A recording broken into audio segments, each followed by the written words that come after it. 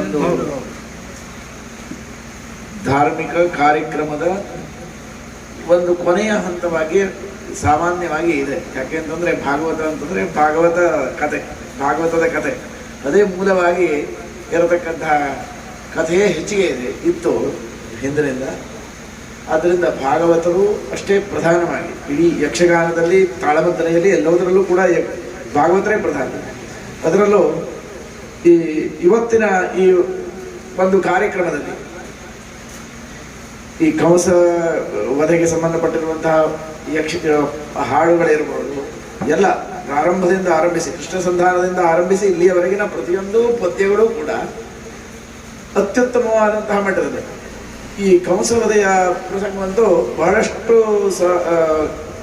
ಹಾಡುಗಳಲ್ಲಿ ನಮಗೆ ದಿವಂಗತ ಕಾಳಿಂಗನಾವುಡರ ಒಂದು ನೆನಪನ್ನ ಮನಸ್ಸಿನಲ್ಲಿ ಇರುವಂತೆ ಮಾಡಿತು, ಪುನಃ ಅವ್ರ ನೆನಪಾಗುವಂತೆ ಮಾಡಿತು. ಆದ್ದರಿಂದ ಈ ಸಂತೋಷದಿಂದಾಗಿ ಎಲ್ಲ ಈ ನಮ್ಮ ಊರಿನ ಪ್ರತಿಭೆಯಾದ ನರಸಿಂಹಸ್ವಾಮಿಯವರಿಗೂ ಹಾಗೂ ಸೃಜನ್ ಗಣೇಶ್ ಹೆಗಡೆಯವರಿಗೂ ಹಾಗೂ ಮದ್ರೆಗಾರ ಶಶಿಧರಾಚಾರ್ಯವರಿಗೂ ಕೂಡ ತುಂಬ ಧನ್ಯವಾದಗಳನ್ನು ಮನಃಪೂರ್ವಕವಾಗಿ ಹೇಳ್ತಾ ಇದ್ದೇನೆ.